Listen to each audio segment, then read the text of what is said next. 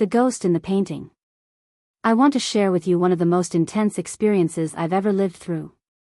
Maybe some of your listeners have gone through something similar, and I'd love to know.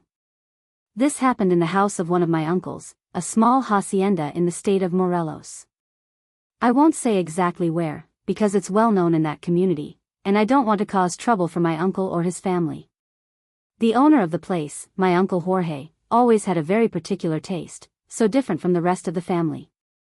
While his brothers, including my father, decorated their homes in a rustic style, reminiscent of the ranch where they grew up, my uncle went for something more refined. His house was filled with paintings and figures from his many business trips to Europe. We loved visiting his house, but I always felt nervous.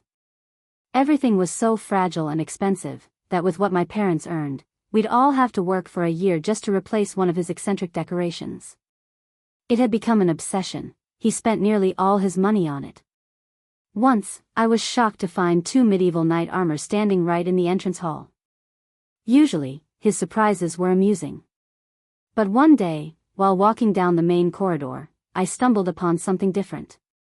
There, in the shadows, hung a painting. Unlike his other pieces, it had no special lighting. I wasn't sure if it was new, but I knew I had never noticed it before. The painting showed a woman with a horrifying expression, as if screaming in pain, standing in a desolate field with just a few scattered trees. The whole scene radiated despair. "It's powerful, isn't it?" my uncle asked, seeing me frozen in front of it. "Something like that," I replied. "I brought it a month ago. Hung it up yesterday." The moment I saw it, I felt something in my chest. I don't know if it was good or bad, but it was so intense, I had to buy it. Later, I learned he'd bought it from a street artist in Tehran. His house was always full of treasures from exotic trips, a mix of cultures and styles. But never had one of his acquisitions made me feel what this painting did. And then, strange things began happening. My Aunt Mariana, his wife, once told my mother on the phone that she had started hearing footsteps at night whenever my uncle traveled and she was alone. At first, she thought it was a thief. But the steps returned again and again, and the alarm systems on every door and window never went off. Eventually, she resigned herself. "I guess I don't stay alone when Jorge leaves anymore," she joked. "Now I live with a ghost." When I heard this, I felt strangely excited. I convinced my parents to visit the hacienda again, and since my aunt was alone, I offered to stay with her for the weekend. That morning, she left me in the house while she ran some errands in town. And that was when I heard it, the footsteps. It might sound like nothing, but for me, it was the first real paranormal experience of my life. Terrified, I ran out of the house and waited in front until my aunt returned hours later. I told her what happened, and she asked if I had heard anything else, because recently, she had also been hearing a woman crying at night. That made me even more afraid, but at that point, I couldn't back out. I had to spend the night there. That night, I pushed furniture against the bedroom door, put on my headphones, and turned the volume up, desperate not to hear footsteps, or worse, the crying of a woman in the house. The next day, when my mother arrived, I made up excuses to leave early. As weeks passed, my aunt shared even more with her. One day, she claimed to have seen a woman walking through the field behind the house, sometimes at night, sometimes at dawn. But strangely enough, since the woman appeared outside, the footsteps inside the house stopped. Some time later, we visited again, and I noticed the painting was gone. My uncle said it had been damaged, probably by humidity. Curious, I asked to see it, and he took me to the attic where he kept broken things. The painting was almost completely erased, just a smudge of colors. But I noticed something disturbing: the woman was gone. No trace of her remained. Since then, I don't like visiting that house. And I never ask about my uncle's new acquisitions. Because the thought terrifies me, that maybe that painting wasn't the worst thing he ever brought into his home. The woman in the woods. What I'm about to tell you happened less than a year ago. At first, I thought it wasn't worth sharing. It was just a small detail, although a very frightening one. But recently, I came across your channel, and after listening to one of your drone stories, I felt I had to tell mine. This happened in La Marquesa, that beautiful forest between Mexico City and the state of Mexico. I'm from Ciudad Juarez, but I have family in the capital, so I've visited many times. That day, my uncles took us to the forest because I had never been there before. At the time, I had just bought a small drone and thought it would be the perfect place to fly it, much better than the city.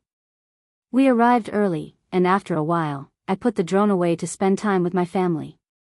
We spent the day eating, laughing, and talking in peace. But at sunset, the golden light filtering through the trees, the strange sound of the forest, it all made me want to fly the drone again. I wandered a little deeper, looking for a clearing. Finally, I found one, launched the drone, and flew it far away.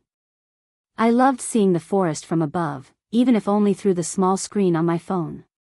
But then, the signal began to cut out. The image flickered. Nervous, I started to bring the drone back when suddenly, I saw movement on the screen, something white, rushing between the trees, close to the ground. I lowered the drone a little, though I knew it was risky with so many branches around. I couldn't see anything clearly, so I continued flying back. And then I saw it again, something white darting fast through the trees. An animal, I thought. Maybe a cow. I decided to bring the drone back above me, ready to land it. But then, I heard the sound of branches breaking. Not far, maybe 20 meters away. Something big was moving between the trees.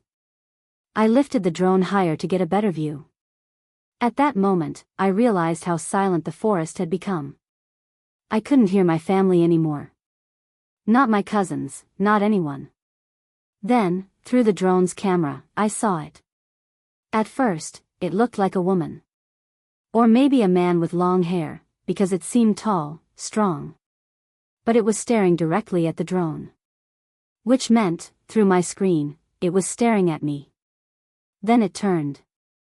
Not toward the drone, toward me. I panicked. I forgot about the drone and just ran through the trees, back to my family.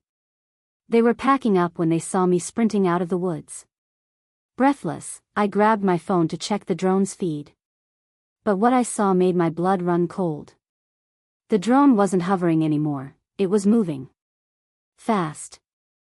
Faster than I even knew it could go. Flying backward, away from me, deeper into the forest.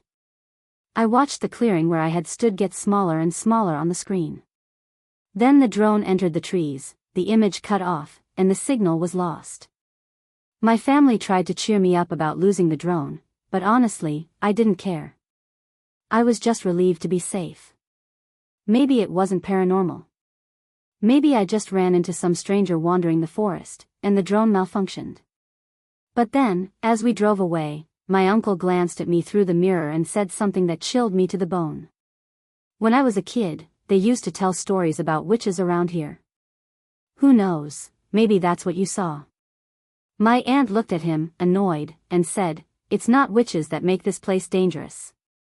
Then she glanced at me in the mirror and added, very seriously, "Witches don't exist." To this day, I can't stop thinking about what the drone might have captured in those final moments.